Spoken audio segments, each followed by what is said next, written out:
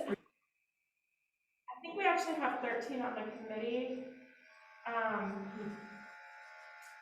So, and Nicholas is online, but I think we're not quite at work. There are 12 people who are, there's one vacancy, but I think they count towards a quorum. So we're one short of quorum. So maybe somebody will come and we can do minutes at the end. All right. Thank you to you all for being here. I guess we'll start with matters from the public. None of the public here, or we're in either than online either, so I guess we'll move on past that. Approval of minutes, we'll have to go on to later, hopefully. So, Andy, you're up. Moving toward 2050. Yeah. So I'm going to preface this by telling you all that this beautiful presentation was actually completed by the consultants, but they've been kind enough to let me take advantage of it.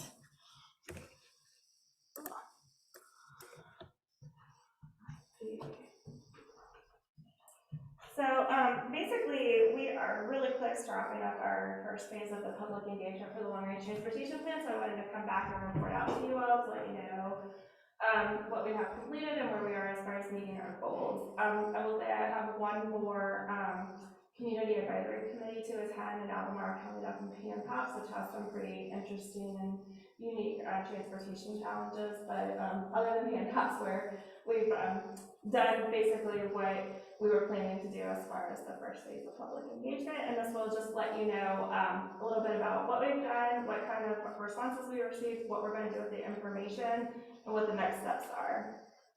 We do not have that analysis completed yet. We're working on that. We do have some preliminary findings that we can figure out. Okay. So this is just going to cover what it is that we're going to talk about today, go back and revisit our engagement goals, look at what might have contributed to some of the engagement outcomes that we've seen, what are the variables and considerations that might have impacted our engagement, review what it is that we actually did, outline what's going to go into the report, and then review some initial findings and talk about next steps. So first of all, in terms of our engagement goals, you'll remember that we came to this committee and we said, what would successful engagement look like? And so we said things like, we want to make sure that our engagement is representative of the community. We want the engagement to be meaningful and to be clear about how that engagement is informing our transportation plan development. And then we'd also set some goals around kind of the level of responsiveness we wanted that would define like what a successful outreach effort would be. And just as a recap, our goals for this phase of public engagement was to basically prioritize, like determine what our priority goals were, and then to identify travel needs. So what we were going, where we were going, what we were doing is we were trying to hear what the feedback was and what kind of goals that was related to, like whether it was accessibility or safety or efficiency, etc. And then we're really trying to hear from the public where are the travel needs that you're experiencing, and so we could start building some, or start, sorry, I'm very distracted. Thank you. So we could start mapping like where are people experiencing problems or where do they want improvements on the transportation system.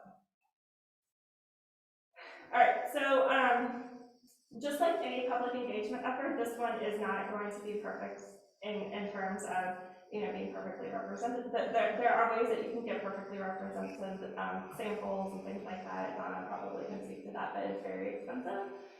So we acknowledge that this is not going to be a perfectly representative sample of the information, but we did try very hard to make sure that we were being thoughtful about how we were conducting our engagement. So a few things that we know are going to that we've identified as being potential biases or limitations in the information that we've collected.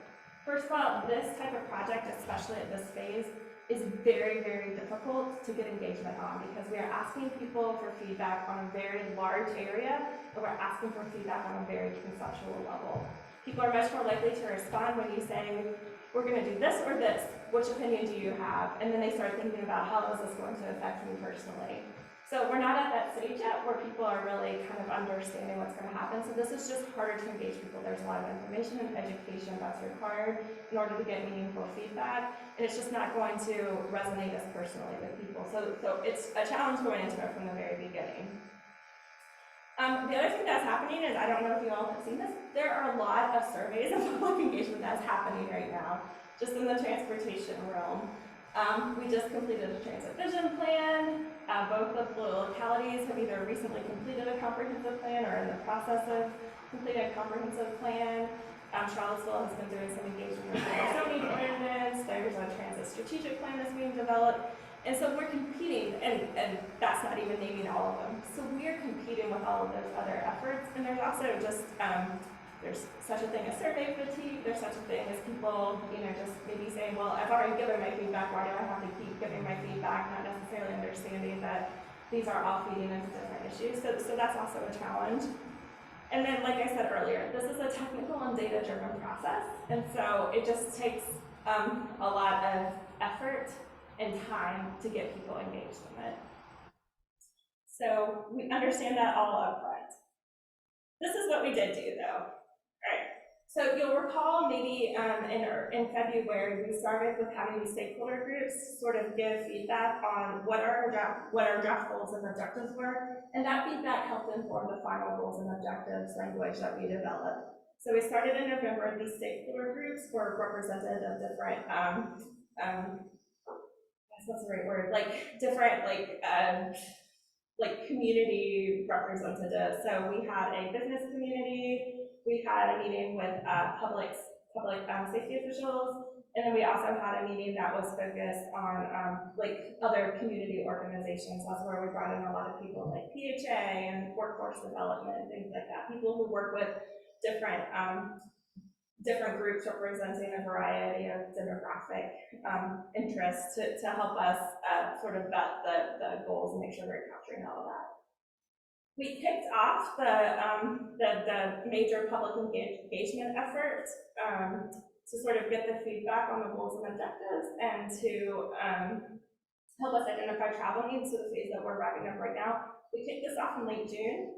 We started with a virtual public meeting that was intended to be more information sharing. And then we did a open house event, which was intended sort of to start the collection of information from the public. And then we did a variety of public intercepts. So we sat up at the transit center 2 days and collected information, just talked to people there and said, hey, what would you do if you could improve the transportation system? What are some of your biggest challenges? Where do you try to go that you have trouble getting to? Is the transportation system working for you? Just having conversations and getting feedback. We went to the center at Belvedere. We went to a couple of events. We went to both localities' National Night Out events, which are their community events where we talked to quite a few people of those. So those kinds of things. We're out in the community. Albemarle County had also asked us to attend all of the community advisory committee meetings. We worked with Sarah. Thank you for your lead with CRHA, because we worked with them and were able to attend a couple meetings with their organization. And so all in all, once we're done with all of this, we're going to be able to document 15 or 16 different unique efforts to actually be out in the community and have conversations, and that includes the survey as well. So the survey is one, and then there are another 14 or 15 events that our staff was at to get this feedback and collect information. In addition to that, though, to try to bolster the representation from the information that we're collecting, we also are pulling data from the public engagement that occurred as part of the transit vision plan that was completed last year, and then both localities' comprehensive plans. There's public engagement that was documented, and so we're pulling all of that in as well, because we think that altogether that creates a more holistic picture of what the transportation needs are. And then just to also include, we did put a lot of information on the website, so even people who haven't been able to make it to one of these meetings or didn't talk to us in public were able to go to the website and get some information on the planning effort. So, I didn't develop this, so I might have already gone through everything that we need to go to. That's the virtual public meeting.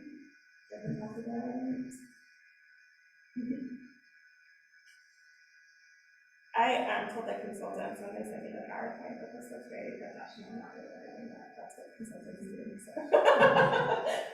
They did a very good job. All right.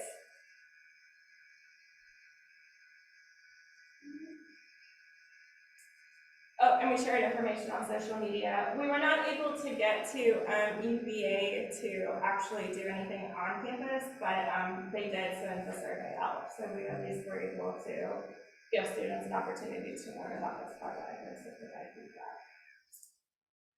All right, so what the consultants are working on now is an engagement report that's just going to summarize all of the efforts that have been completed to date and what we did to collect this information. And then they're also analyzing the data. And so basically they've already started reviewing the public comments that we received and coding those to see like what are the general trends, what are people talking about, so we can start pulling data from that. And then they're also going to be mapping comments. So if somebody said in a public meeting or at the transit center or something, like, I really want to get to, we heard this a lot, I really would like to be able to take transit and get to the Target on 29. We were able to basically, we're going to be mapping those so we can create a heat map of where people are commenting that they have transportation system needs that aren't being met or have a suggestion for an improvement, et cetera. And then the report will sort of summarize not only what we heard, but how that information is going to be incorporated into our next steps in terms of need evaluation and project selection. All right, so this is going to be both a standalone report and will also help inform this section of the long-range transportation plan when we start moving towards it. And one of our goals for this is to make it clear that all the people that took the time to respond to a survey or to talk to us to be able to show that that information mattered and has been incorporated and used in the plan. So these are some of the things that we're actually going to use this information for. First of all, we've been talking about developing these performance measures to start identifying our priority travel needs. Remember, the first thing we're going to do is look at where do we have travel needs in the community that we need to find a solution for. So we're going to analyze the data, and the public feedback is going to help us weight how much each of those performance measures should count towards prioritizing those needs based on the data evaluation.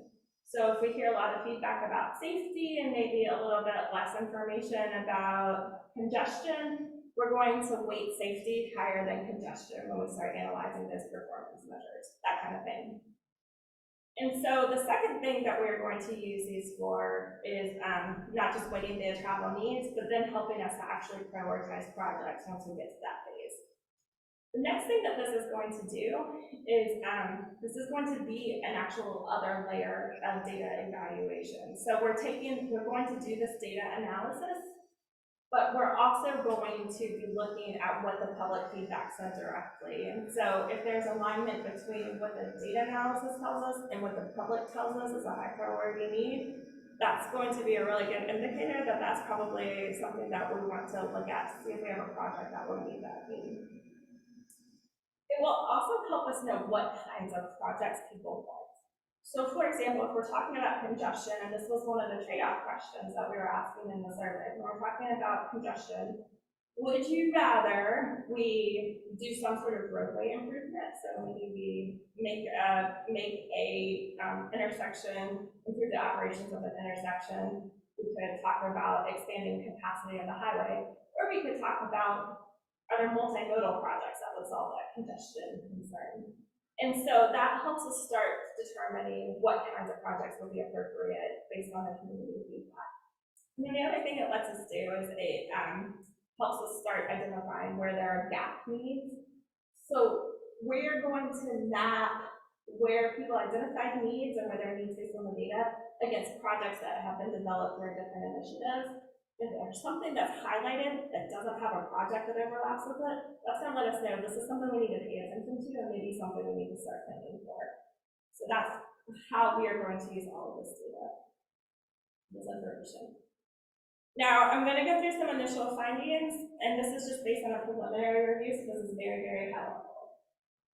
And it does not include everything. So, the consultant team that we worked with basically identified as they were reviewing all of the public comments that these were the themes that stuck out: safety, efficiency, connections, multimodal projects or improvements, land use, economy, and then they have an other category, which, like, you know, sometimes we were talking to people who would say something like I talked to one of the bus drivers who was like, I really think we need a union, and so that might not fall into any of those categories, but it's still a valid transportation concern. So the engagement report is going to go through these a little in more detail, and it will also help tie these back to what it means in terms of our performance measures and our goal setting. You'll see that they realized that a lot of the comments that were categorized as other were related to environmental concerns, and then a lot of the comments that they categorized under connections would be linked to equity and accessibility. And then also, I'm sure you can imagine, a lot of the comments fell into more than one category. All right, so these are the trends based on the public comments, not based on the Metric Quest survey. So you can see that the highest number of responses here were the multimodal themes. And so one of the things that we're going to do is break out what multimodal means, like transit versus bicycle. The consultants did, at least for the time being, include sidewalks largely in this connections category. So connections are largely talking about sidewalk connections and really trying to connect things. One of the comments I heard was, you know, the bus stops don't make sense based on where the crosswalks and sidewalks are. So that would be a connection, an example of connections. One of the things I thought was a little bit interesting is that in terms of the engagement that we heard, there seemed to be less emphasis on safety overall. And some of the comments we heard is that, well, we feel like everybody's talking about safety, so it's almost like maybe they didn't feel like they wanted to prioritize safety because they feel like that's already being addressed. I don't know. I mean, it's interesting because, you know, when people are talking to you, they feel like they need to explain why they're prioritizing certain things, and we don't necessarily know that based on the survey, but I thought that was a pretty interesting observation. The other thing I thought was really interesting was when we were at the transit center, a lot of the people that we talked to at the transit center felt like efficiency needed to be a pretty high priority, and so they were kind of thinking of efficiency maybe a little bit differently than I would as far as thinking about vehicular efficiency. They were really thinking like, I want our transit system to be efficient for me.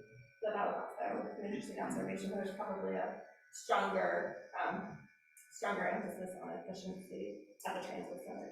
It's a good point in terms of the fact that like our buses in particular, they're congestion affecting the vehicle that's slowing down the efficiency as well. Yeah, that's true. Yeah.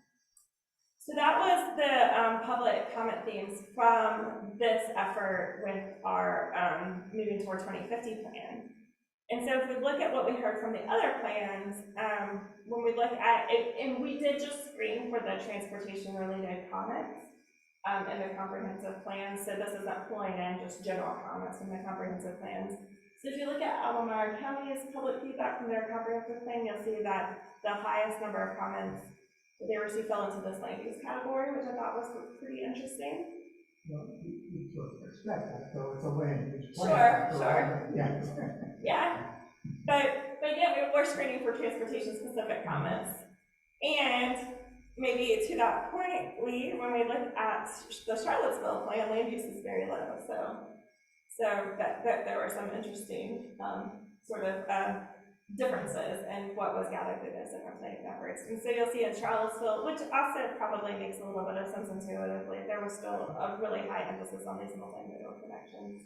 Yeah. So to clarify, then, did you show this and then someone checked what they liked, or checked more than one of the ones they liked, or was this because I heard you say screening for comments? So did you just get a bunch of comments, put some aside because they thought the Who's need to hire a coach or something, and then take the ones that were transportation specific and then sort them into these. Yeah, these are from, I don't remember the Albemarle plan, how they organize their data specifically, but Charlottesville had categorized, if I recall correctly, had already categorized their people like tend to check the feedback box. by like, this was a transportation concern, like they'd already categorized it into like, what is the general like topic that people are addressing with this concern? But again, my question is, were people presented with these? No. Okay, so this is to take their comment and then throw it And into sort that it. box. Yeah, they just said whatever they wanted and Got it. we Okay. sorted it later. That's Yeah. what it sounded like, yeah. Yeah. Thanks. Yeah. And so then for the regional transit vision survey, and of course this makes sense, the highest number of responses was on the multimodal themes as well. And so this also helps us sort of identify or helps us sort of cover our basis, as there had been a lot of engagement around transit previously, that we might have lost some of those respondents in terms of our efforts. This helped us make sure that we were capturing what was important related to those, to transit service in the area. And so this next section is just going to talk about, so that was all just the public feedback from our non-survey efforts. And so this next section is just going to cover what we're seeing from the survey on our initial review. All right, so this is the other thing that I thought was really interesting is when you look at the survey, the highest priority that, and pretty strong, is pretty consistent from the moment we launched, with safety, as far as which of the priorities we're asking them, which of these priorities, how much weight would you give to each priority, and the clear front runner here is safety, followed by the environment. And then you'll see that this land use coordination and efficiency and economic development are at the bottom. I understood. How many respondents do we have? 334 total. Mm-hmm. Oh, and so just to say the number of people we have heard from so far, or we've been in front of at some level through all of these efforts. Our goal with this committee was to set that at 0.5% of the total population, which would be just under 700. We've talked to just under 600 right now. We'll probably get over 600 with the PanPop survey, so we're not quite there yet, but keep in mind that we'll have additional engagement once we get to the project selection. So in terms of the trade-offs that we're asking, so we're asking people basically like which statement do you agree with, or if you have to choose between these two, which one would you choose and how strongly do you feel about it?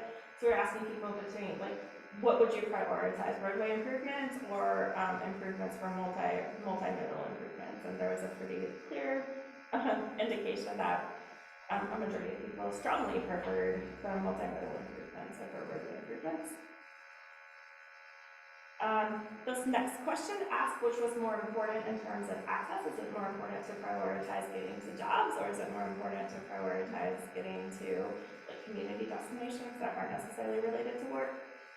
Acknowledging that there's some overlap. People work at a grocery store, so you know there is some overlap, but sort of understanding what's important to people.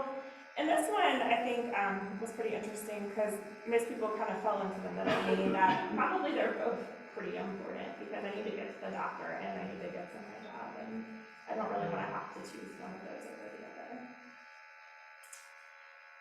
And then this last question was about, you know, as far as what should we prioritize as far as maybe trying to achieve our climate mitigation goals for the region. Should we prioritize reducing congestion on roadways, or should we prioritize active and public transportation? That was a pretty clear indication that we should prioritize active and public transportation. I just want to say to this committee, I think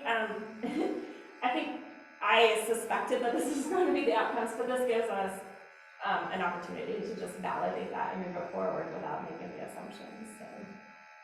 I think it is interesting though that you would almost, I agree with you, expect that, especially from the city. Yeah. Which is where a lot of your responses came from. Albemarle County is a little bit different because you have all development up 29 North, where multimodal isn't as feasible there because of the distances involved, but which is why the land use factor higher in their responses. But yeah, I agree. It is kind of what you'd expect. So. Yeah. And I think it was really interesting because when we talked to the CAC specifically, I think it was, maybe it was the North 29, is that, what's the northernmost one? That's the, 29 North? 29, yeah, so Yeah, that 29 corridor is divided actually into three yeah, CACs, and yeah. Rhode Island is one in the middle, and then there's one northern, yeah. Yeah, so the northernmost CAC, they spent a lot of time talking to really about how they really wanted to focus on, like what they wanted was, how do we make 29, how do we connect the community despite 29? Like, how can we create, like, more of a community between both sides of 29? So, yeah, that was also a very interesting conversation. Yeah, that in terms of multimodal is really what's missing there. Yeah. You wouldn't expect somebody to, commute to, although some do, certainly. Yeah. But most don't. But getting across the street or getting around, Yeah. The traffic patterns through the development on the west side there at the airport road, it's all roundabout, it's very slick. But if I had to walk around up in there for any period of time, Yeah, and I'm sure you I all want know to go this. from Target to the Yeah. condo that's over the hill and down in the hollow. Not so hot on the multimodal up there. Well, I'm sure people do cross it, but probably those people cross it because they don't really have a lot of other good options. That's it, and that's why they're asking for Yeah. options to agree now. I'll just give a plug for Albemarle County because I was at their meeting earlier, and I think it sounds like they're going to be launching their micro transit that covers that area of North 29 on October 30th. So that will hopefully help resolve a lot of those challenges for some of the people. And so this is just like an initial map that shows what kinds of comments we got, whereas it probably doesn't make a whole lot of sense right now until we dig into it a little bit, but you'll see in terms of especially transit improvement locations that people responded to on the Metro Quest survey. And again, this doesn't include the locations that we've heard of in the comments yet. But you'll see there are a lot along 29, and then the rest of it is more centralized a little bit on the city and out towards Crazy. And then in terms of bicycle and pedestrian improvement locations, a lot in the city, a lot in Crazy, and then there's some kind of exactly what he was talking about, Patrick, up kind of in the 29 area largely. And then you'll see this is pretty interesting too. There are quite a few along here.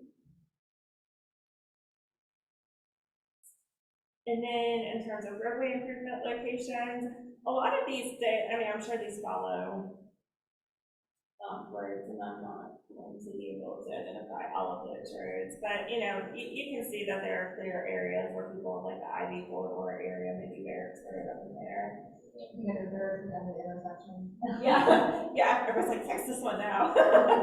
Probably, coming in and out of Camp House is an area. So we'll get into this sort of and pull this out and make it a little more sense. But you can see that, there are a couple of areas that people are very frustrated with that are pretty dense in terms of the markers right now.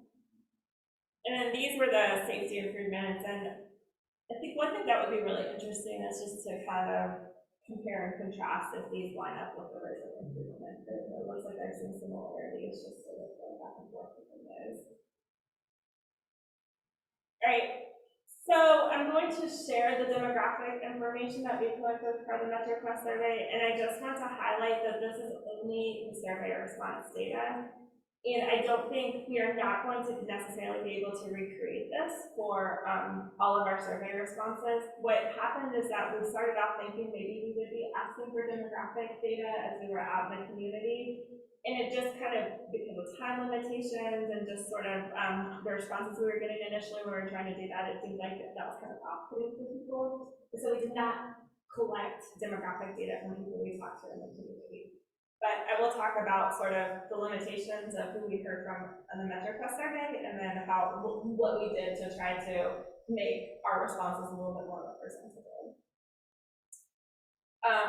Sorry, I completely skipped talking about this. I'm sure that this is probably not a surprise to you all, but about 66% of the survey responses primarily drive alone, and then there's a mixture of biking, walking, and carpooling that kind of made up the other sector, and then kind of a mixture of people who kind of do some other things like Uber, or maybe they rely on getting a ride from friends or something like that.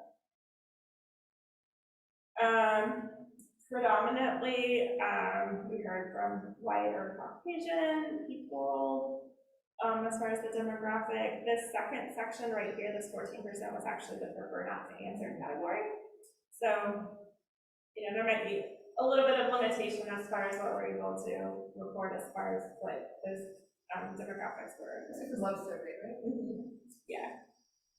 And one of the things that could have limited this as well is that we also gave people an opportunity to put their email address in if they wanted to receive more information. So it could have been that if people wanted to put their email address in, they might not have wanted to also share demographic information.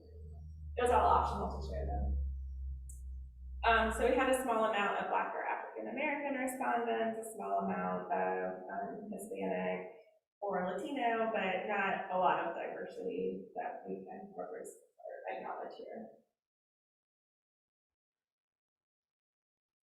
We had a fairly wide spread of age groups. You can see this 18 to 24 age range is the smallest range right here compared to reproductive. People were okay sharing their age, I guess, a little bit more comfortably than, or their age range compared to some of the other information.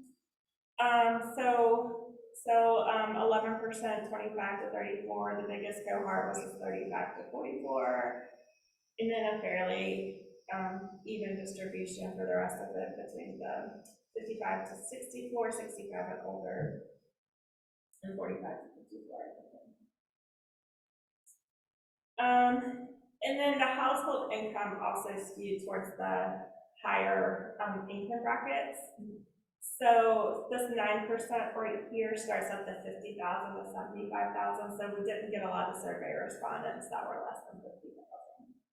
So what we did to kind of improve the diversity of our respondents was based on some of the public intercepts that we did. We went specifically to the transit center, which tends to have a more like captures demographics that weren't represented in the survey. So there's more of a potential to capture lower income households or people, and also there was a higher minority population at the transit center. So we did get that feedback. And then we also worked with CRHA, which supports lower income families and households. And so we were able to have some really good conversations with a couple of those communities as part of that effort.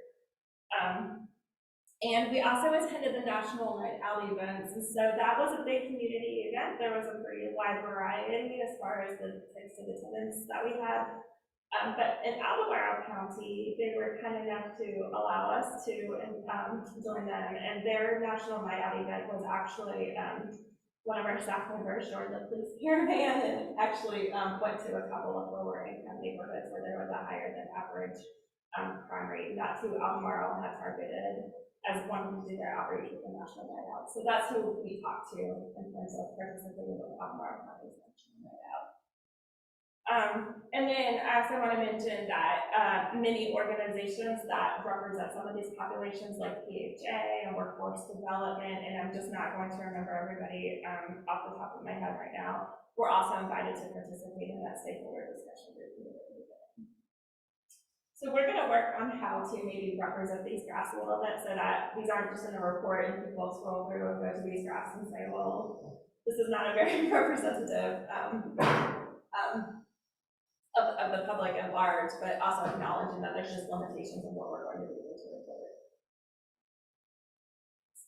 And then gender identity, this did skew a little bit more male, but there was a reasonable it was a reasonable split, I guess, between female and male. And then we did have a couple people respond that they were non-conforming or non-binary, but this 8% is prefer not to answer. And the reason we asked this question was just to maybe confirm or verify or understand if we weren't getting a representative response of the community as a large. So, our next steps is we're processing all of this data and information and working to translate this into meaningful feedback in terms of guiding us on what our transportation priorities need to be. And then we're going to also be working on mapping the candidate projects. So those are all projects that have been previously identified through planning efforts like corridor studies, small area plans, et cetera. And then we're going to start kind of mapping these together. Where's our high priority need? Where's our project that we've already identified? And that's going to help us narrow down the list on which projects we want to start prioritizing. All right. And so maybe if you all just want to have a little bit of a discussion about this, these are some questions that we threw out with our MPO technical committee. The first question is there anything in the initial results that you've seen here tonight that surprised you? And then we're kind of talking about the pros and cons of maybe taking all of these unique engagement efforts and combining them into one big data set to analyze, or maybe looking at them each different, like separately, and analyzing them separately, and maybe seeing like if accessibility is a trend here and safety is a trend here, then maybe we need to sort of look at what the overarching priorities are in each of these initial efforts separately to get a better sense of what the priorities were in each of them. That might be a very technical thing for me to try to explain. Sandy, can I ask a question here? Yeah, go ahead. There is a chart, the pie chart, which shows that 66% of responders preferred not to answer. Is it possible to go back to that chart again? I've forgotten what the... Yeah, do you know which one we're looking at? Because several of them indicated that they preferred not to answer at least a couple of the questions. Sorry? Sorry, did you? Oh. Like this one, 14% preferred not to answer about their race, and some of them preferred not to answer about their income. Yes, I think it's this one. We have the primary mode of transportation, I think, and 66%. This is different. It's difficult for me to see. Which color is this dark blue? The 66% are the number of respondents that drive alone. Is what? The number of survey respondents that drive alone. Oh, drive alone. Okay. Okay. Well, that strikes me a lot. Is that an indication of, because we are talking of providing mass transit, is there an indication that the community in general prefer to drive alone regardless of what happens? And we are forcing to push mass transit into their systems. I'm just wondering, because this is significant if 66% are not interested in all the work you're doing with regards to carpooling and that type of thing. Yeah, this question asks what their current primary mode of transportation is, but based on what we saw with how many respondents also really supported active and public transportation and multimodal options, I think how I would interpret this is how people get around right now. 2/3 of the people drive alone right now, but a lot of them would prefer to at least have options to get around different ways. Yeah, that's what I think too, is that the preference for multimodal, kind of prioritizing that over anything else, like, so it's sort of like your long-range transportation plan isn't really going to focus on congestion and intersection improvements and that sort of thing, because everybody wants connectivity of the bike trails and sidewalks and mass transit. So that's sort of interestingly what Smart City Outreach is seeking to de-emphasize at the moment, which is weird. It's gonna be interesting to see what the final conclusions are. Well, Sandy, to your question of, well, there's somebody over here that's really on the safety, somebody over here that's really on transit. That's one of the things I think you should do is this, or to Lee's point, what's actually happening. So current traffic counts, where you have this many people driving, CAT is doing this many passenger miles or whatever their unit is, this many people on the sidewalks, or this many people in the bike lanes. And then that may help you address either the safety or the transit or whatever the variables are. Plus, I think it will also help, because I want to bring this up, is with this, although you're near your goal, in the size community we have, this is almost just anecdotal, it's not that we were presenting it statistically. Sure, yeah. But the statistics are what happens every year. If you go out and look, that's everybody in the community doing the thing their way. And so then you can put weight where not that any of these other things aren't important, but they may have different slots of importance, than just being the most important, because that's where you got 150 hits. You know, so that's something I think you have to do going forward. Is learn to manage and then weigh some of that, place weight on it. Just because of the way it's being sourced.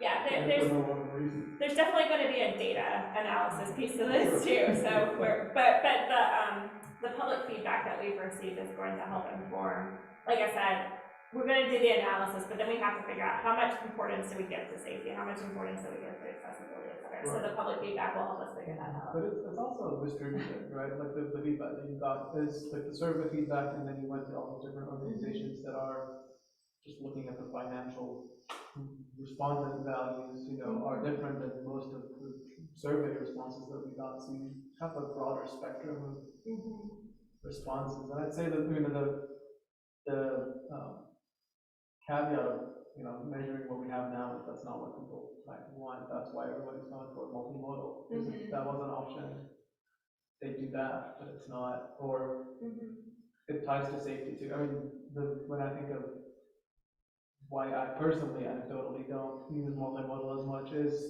I would want more of that, but also it's a safety issue for me. Sure. Getting on my bike around Charlottesville, for example.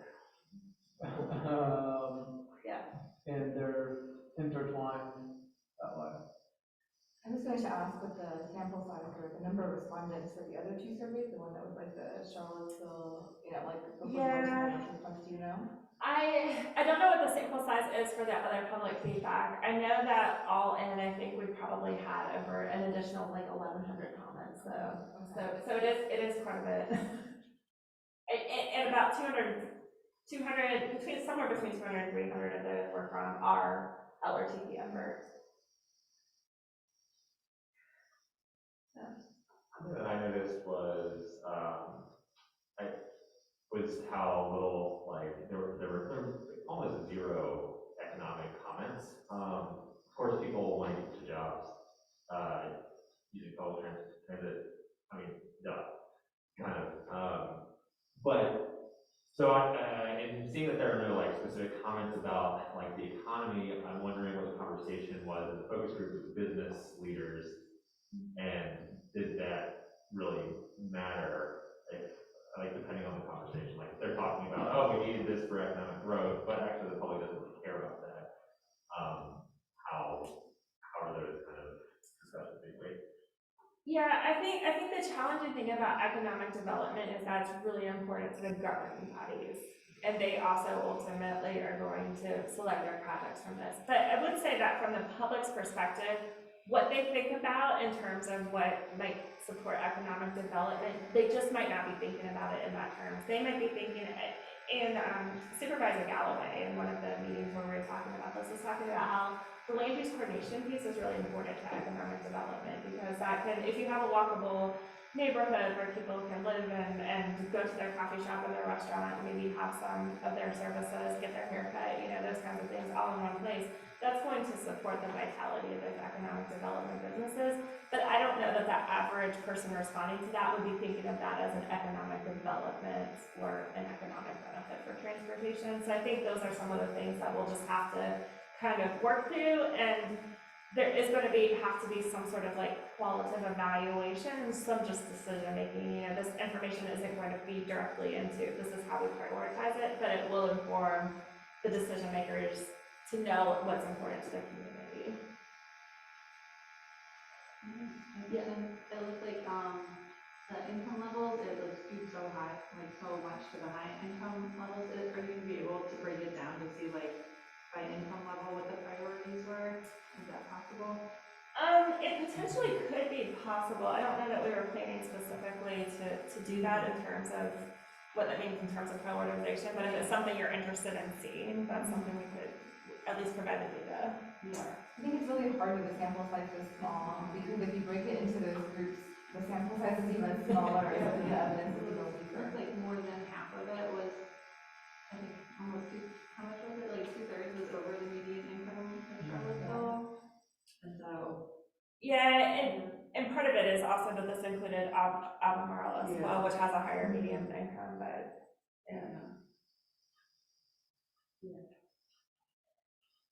I mean, these are pretty like typical results when you have a web-based survey, right? So I think it's a good idea what you guys are doing in terms of supplementing and incorporating those results into this to be considered. Yeah. But there's not enough sociodemographic information in here for us to say, let's weight the sample according to what the distribution of these demographics are in the population. So you just kind of have to take it at face value. just kind of be aware of it, that it's a limitation in the information that we have. All right, I think we're ready to move on to the next Done. I'm done looking at the results. Well, thank you all. On your second question, on looking at it together or Yeah. one by one, do you need any direction from us? I mean, it's just something we're kind of trying to evaluate here. I think the MPO technical committee thought it might be interesting to combine everything into one data set. It sounds like you all are kind of saying that same thing, since maybe the results from any individual effort are kind of skewed. Maybe it makes sense to kind of. I mean, the questions are all the same. Well, a lot of the public feedback was just like a general conversation, like not necessarily replicating the survey. It was like, if you were in charge of the transportation system, what would be the first thing that you would fix, or what's the first thing, or what's most important to you about transportation? It was just sort of like an open-ended prompt. Like go to qualitatively different analysis. Yeah, it would. It's basically just like an additional. So the survey was like, what's the trade-off? So we would kind of have to infer some things about what that means in terms of how to map those back to the survey responses. I'm not a data person, but I think also consolidating might be better because we just kind of need clarity. Direction. Yeah, that makes And sense. so when you say each engagement effort, this does include the ones that are like the county outreach versus the city? Because I think actually the fact that those two places have very different priorities speaks to the fact that residents in those areas have different priorities. I think it's maybe not a good idea to put them together. Oh, I see. Right, like, I mean, there's not a lot of land development happening within the city of Charlottesville. Or we could just combine them per area. Right.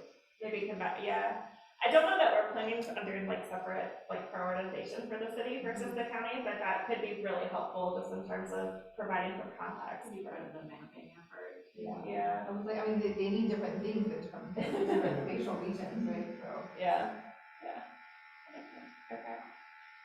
I think having them in one data set would be really useful, unless it means like evaluating a lot of the results that you're getting from the conversations, like if you're not able to use so much of it, there's a kind of credit to the survey responses and what you could call that.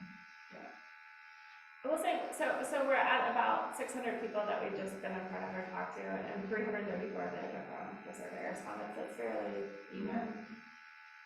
Yeah. Okay. Thank you all. Any other comments or questions on this? We're excited about the analysis completed and see what additional findings we have. So I know I had given you all a really brief summary of the changes to Smart Scale, but I know you all had a lot of questions and people felt very strongly about this. So I just wanted to spend a little time on going through these changes a little bit more meaningfully, and then talking about what the next steps in this process might be and hearing what thoughts or feedback you all had. So I'm going to try to keep this still pretty high level, but happy to dig into any details. So if you're unfamiliar, Smart Scale is the major funding program to implement major infrastructure improvements. So this could be like redesigning an intersection, but it's also could be something like building a new bridge. So there are other funding programs for things like maintenance, highway safety improvements, things like that. State of good repair, if you need to repair a bridge that's maybe reaching a state where it needs maintenance. Those are all different funding programs. So this is really for major changes or new roadway capacity types of projects. There are two funding programs related to Smart Scale. One of them is a district grant program.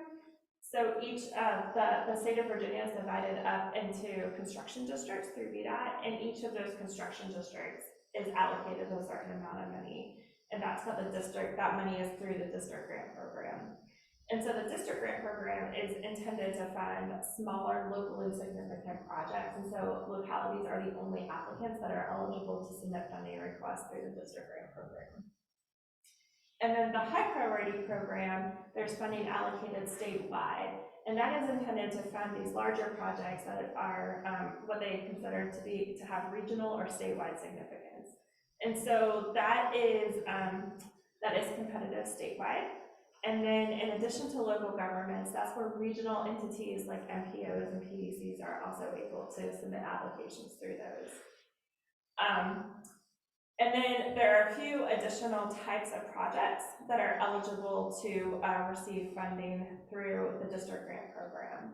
So both programs can submit projects that meet a state-defined need on a corridor statewide significance. So in our area, that would be I-64 and 250. They're kind of considered part of the same corridor. And then 29 are the corridors of statewide significance in our areas, or a regional network.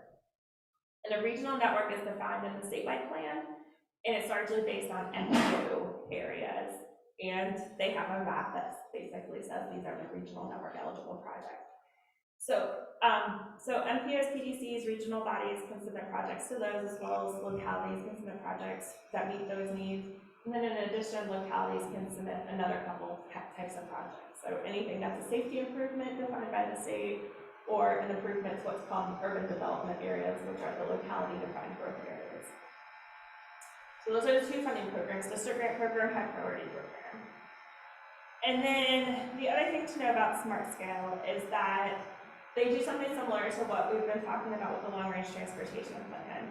Basically, when you submit a project through Smart Scale, it is going to be evaluated on the types of benefits that it is demonstrating in these scoring categories: safety, congestion, accessibility, land use, economic development, and the environment.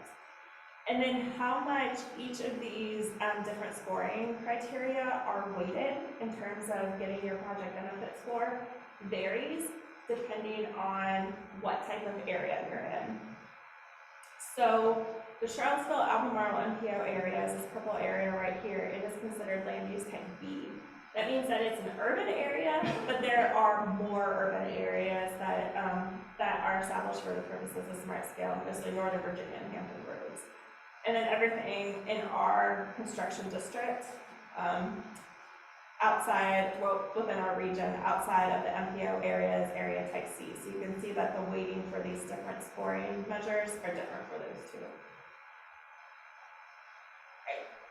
So what happened is that in February, Secretary Miller, the Secretary of Transportation, basically charged the Office of Intermodal Planning and Investment staff with doing a comprehensive review of the Smart Scale program. And so they're going back and looking at, does the are the outcomes of this program aligning with what was established in the state code when we established this program? Are we meeting our goals? And then also, like, are we funding the right projects, or are there project biases? Are there any sort of biases in the projects? And so there was a CTV meeting today that I wasn't able to attend, so this is all based on what had happened previously, but the issues that they had identified up through last month are shown here.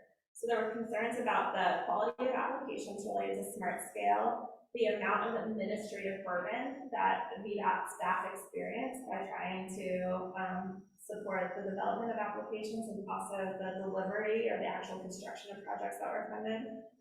And then there was a desire that the process should be more forward-looking. So they were using performance metrics or evaluation criteria that were based on current traffic and economic development trends, and there was a discussion about whether they should be using 10-year forecasted or projected information in terms of determining project benefits to have this be a more forward-looking process. There are concerns about process biases, and specifically that applicants were submitting projects because they thought they would be successful and not because they were actually what was most important for the region. And then there was a lot of discussion about the land use scoring factor, because this one scoring factor had kind of an outsized impact on determining which types of projects were being selected. And then finally, there was a concern that was identified about how the actual funding allocation process was not actually supporting the highest priority or most significant projects. So those were some of the findings that they are addressing in what they are discussing as far as changes to the Smart Scale program. So the first thing is related to the application quality and administrative burden and project delivery. And so related to the application quality, what the Office of Intermodal Planning and Investment staff found when they reviewed this is that 50% of the applications in the most recent round were not completely ready by the time they were submitted. So there was information that the VDOT staff was working on to collect from the localities. It wasn't ready to be submitted when the project was submitted. They found that an increased number of applications did not actually translate into a higher success rate for application communities. And what was happening is that VDOT staff were supporting the development of a large number of applications that were never realistically going to be funded projects. There was a lot of time spent on unsuccessful projects. The other thing that I thought was interesting is that the actual amount of funding from the Smart Scale program, which was originally, I think it was implemented initially in 2017. So since 2017, the amount of funding that has been allocated to the Smart Scale program has increased by 50%. So there's been more funding that's been allocated to it, but the staff has remained the same at VDOT. And so what they're running into is that there's just staff capacity shortage. And so when they're talking about, one of the things we talk about is looking at the project size.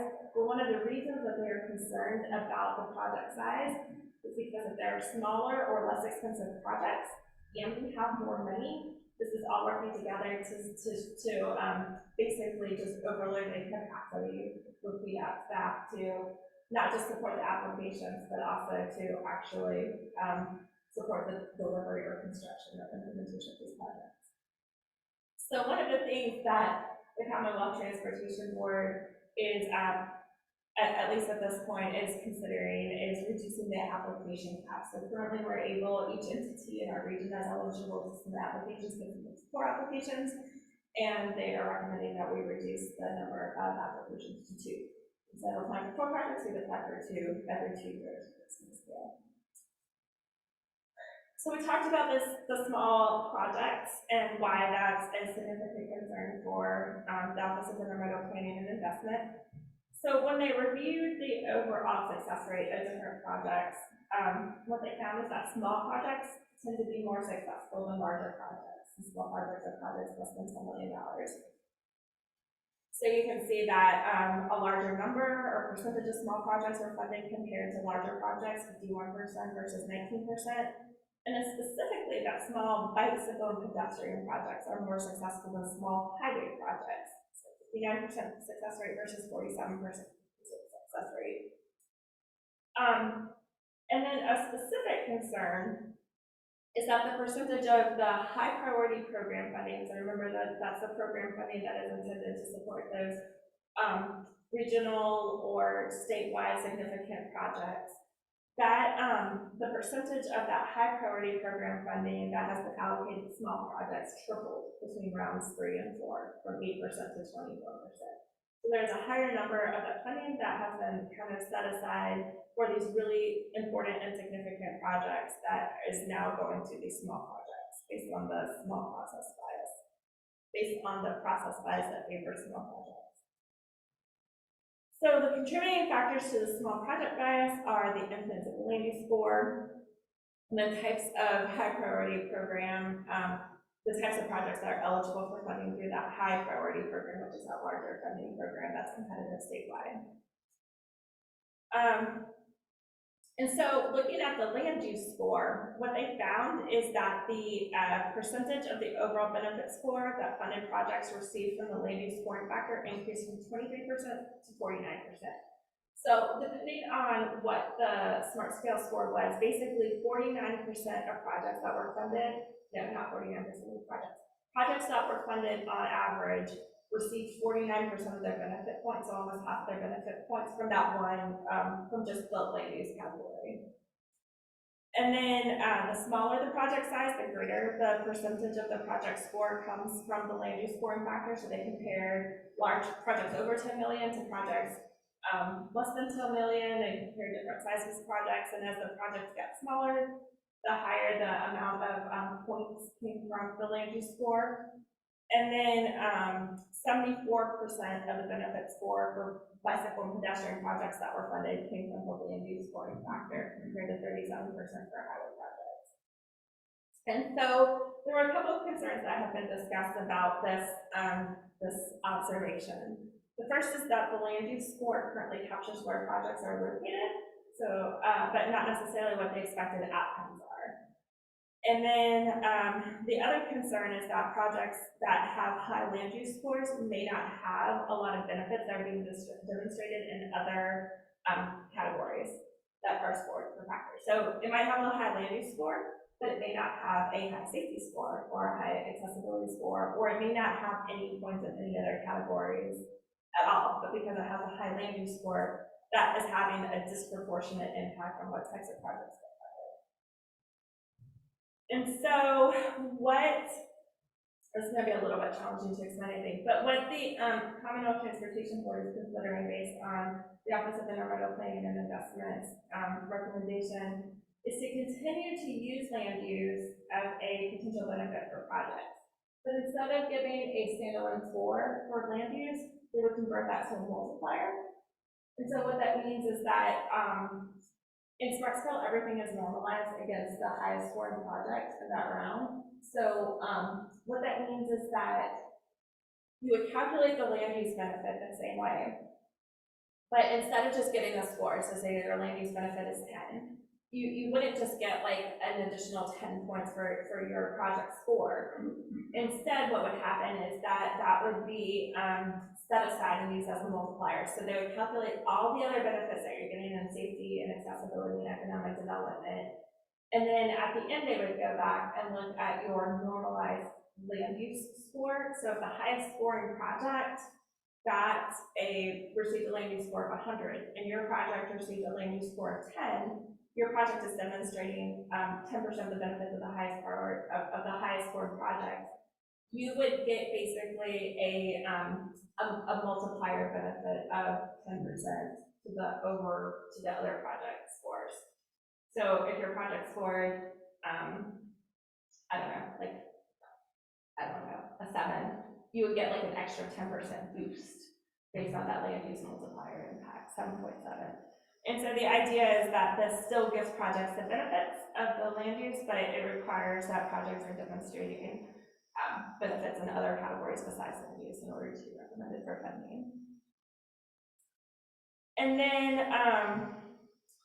then related to the high priority project definition, So the current policy only defines where a project has to be located and what kind of need it has to meet in order to be eligible for funding through the high priority program. So it has to meet a need on a corridor of statewide significance or regional network. But the policy does not specify the types of projects that are eligible for funding.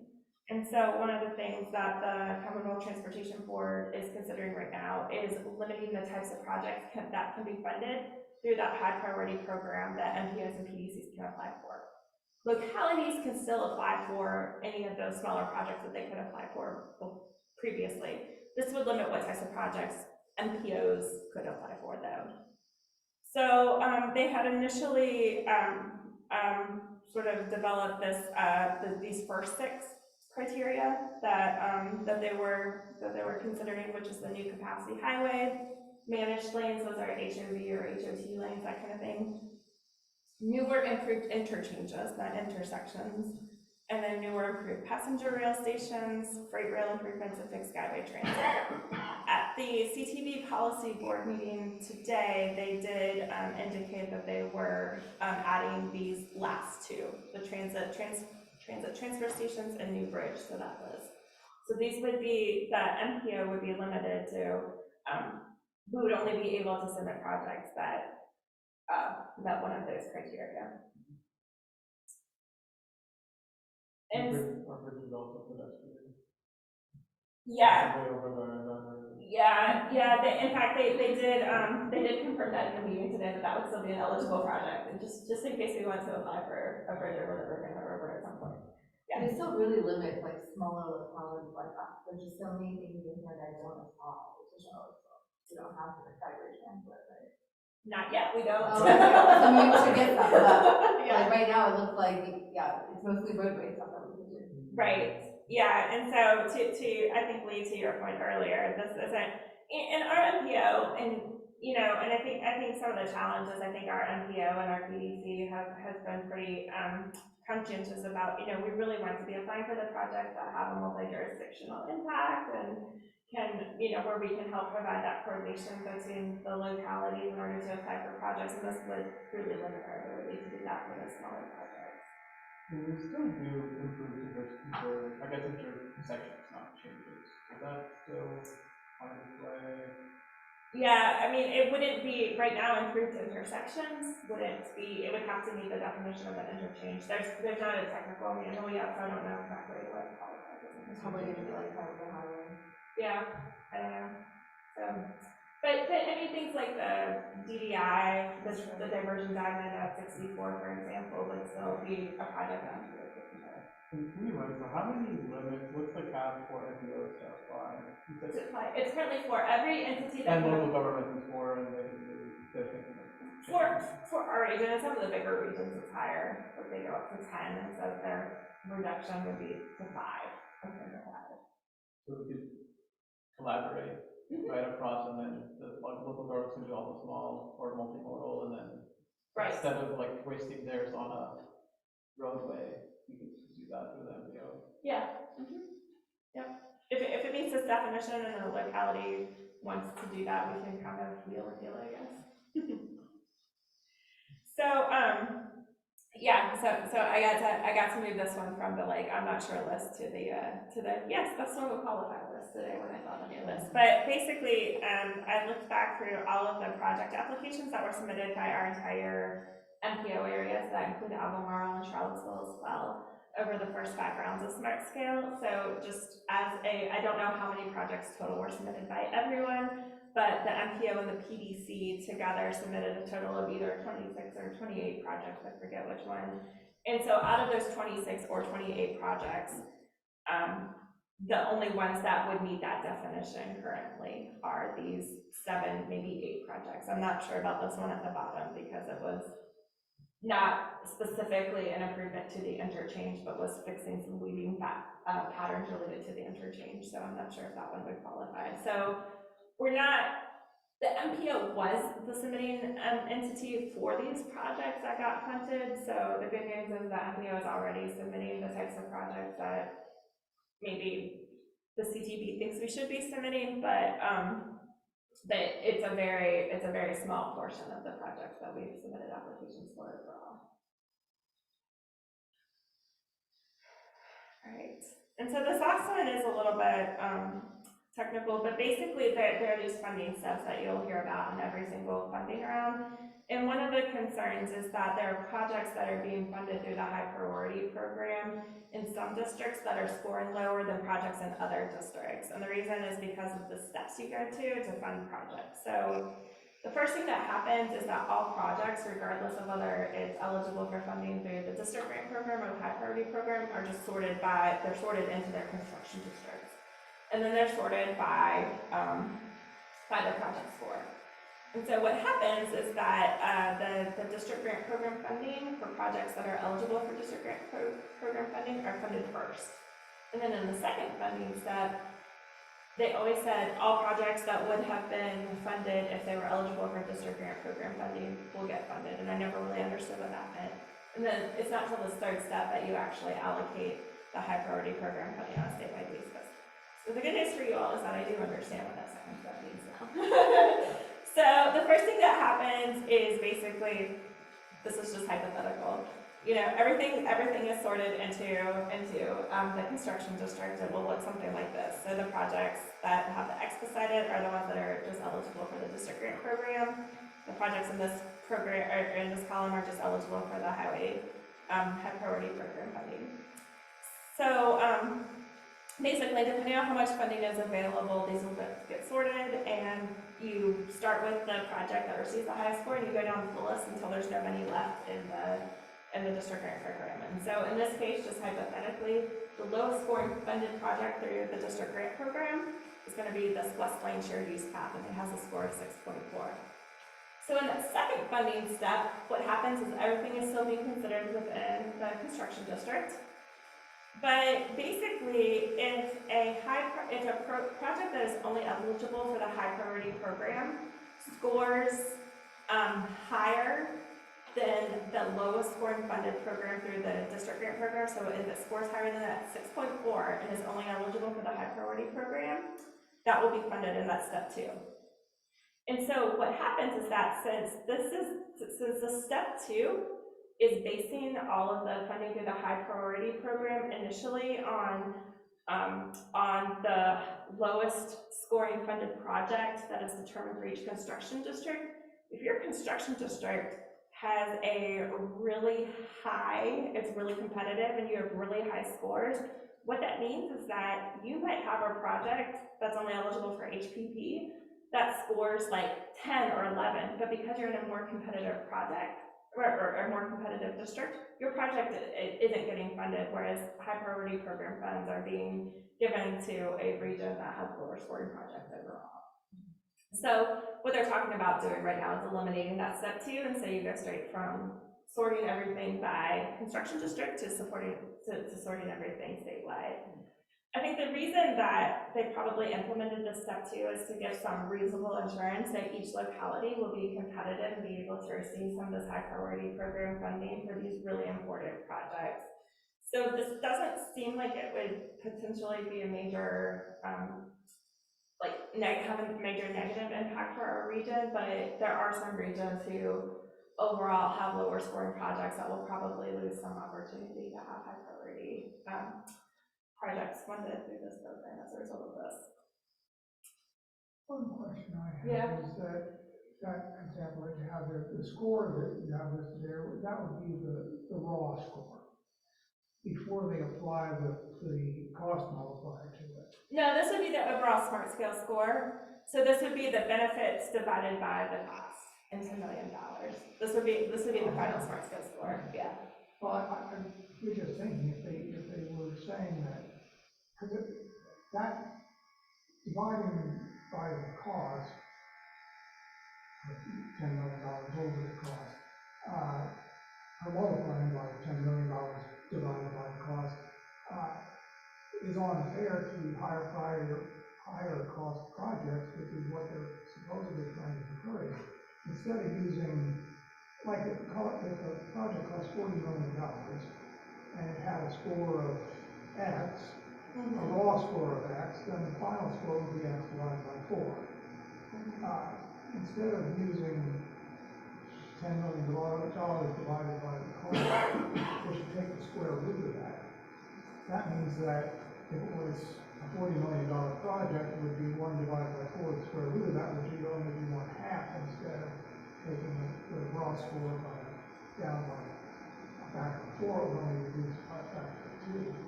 That would give higher cost project.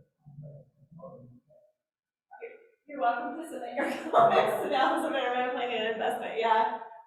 Yeah. Well, I just, like I said, I think it seems he's working at cross purposes when they say that, yeah, a low cost project is gonna score way high, because if you take like the green TFL here, with a $4 million cost, and you divide 10 million by 4, it multiplies the score by 2.5. So that's gonna score really well, even if it's a not so great project. But, Yeah, it's all about the benefits for the value, so I think some of that is intentional, but you'll see that, this is before the meeting today, so I haven't factored, this doesn't consider, the changes that they made that were reviewed today, but basically, when they looked at what the overall outcomes were of all these combined impacts statewide, what they saw is that the number of funded bicycle and pedestrian projects was reduced from 51 to 13. There was one highway project that was added, and then the transit, this is a small sample size, so it's hard to know what the overall impact would be to transit, but transit projects aren't really utilizing smart scale very robustly right now, regardless. But what they also found is that the project size increased. So, there's one more highway project, but they would probably be different types of highway projects than were funded currently in smart scale. So they would be bigger highway projects. So, CTV, they had a meeting today. Like I said, that's in a review. They have a comment portal that's been established. They're going to basically try to finalize their recommendations and put them all together comprehensively in October. They're having a virtual town hall in November, and they're going to be adopting the policy in December. So this is all still currently under development right now, and there are opportunities to provide feedback through the channels that they provided. But I know you all had a lot of questions and felt, very strongly about some of these changes. So I wanted to come back and give you a more cohesive opportunity for discussion on the smart scale changes. Any questions or additional comments? you mentioned the URL for the comment portal. No, but I can send it out. Okay, yeah.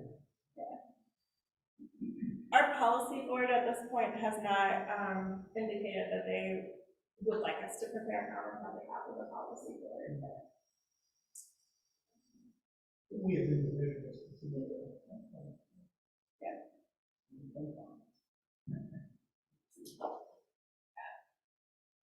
That's all I got, unless you all have any other questions or. No. Right, well, then,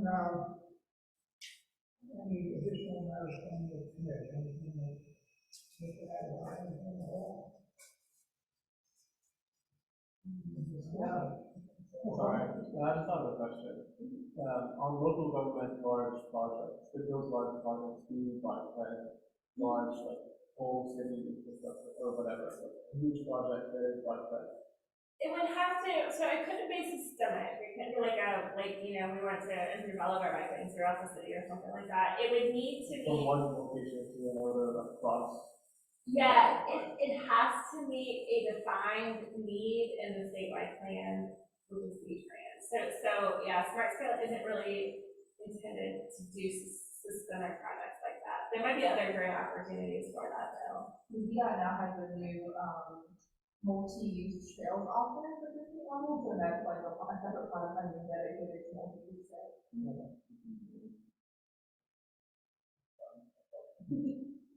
Well, then, I don't think we have any comments from the public, I guess we'll adjourn. Thank you all. Thank you.